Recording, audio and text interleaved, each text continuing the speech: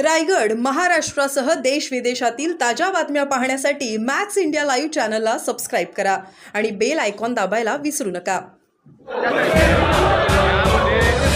प्रशांत कोरटकर असेल, राहुल सोलापूरकर असेल किंवा अबू आझमी असतील, एकाने छत्रपती शिवरायांचा अपमान केला, एकाने जिजाऊ साहेब शंभूराजांचा अपमान केला आणि एकाने औरंगजेबाचं उदात्तीकरण केलं.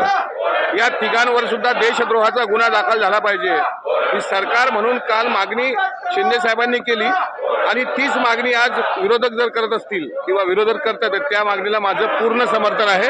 छत्रपती शिवाजी महाराजांच्या बाबतीत आक्षेपार्ह विधान करणारी अवल्याद या महाराष्ट्रात जिवंत राहता कामा नये या मताचा मी आहे.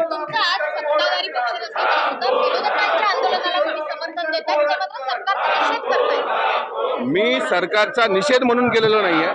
मी विरोधकांनी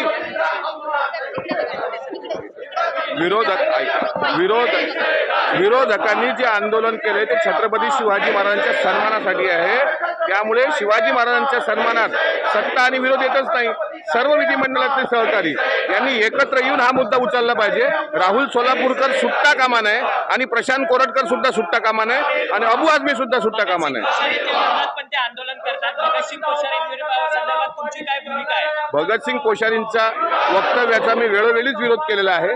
सत्ता असो नसो, भगतसिंग कोश्यारींनी महात्मा फुले, ज्योतिराव फुले, सावित्रीबाई फुले यांच्याबद्दल जे काही विधान केलं होतं त्याचा सुरुवातपासून मी निषेध करत आलो.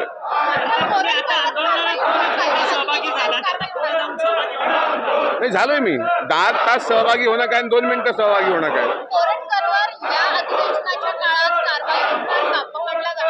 मी स्वतः विधान परिषदेमध्ये तो मुद्दा मांडणार आहे.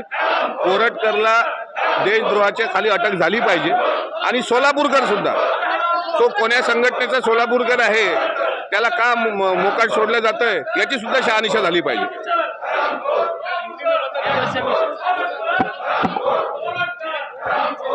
अमोल सर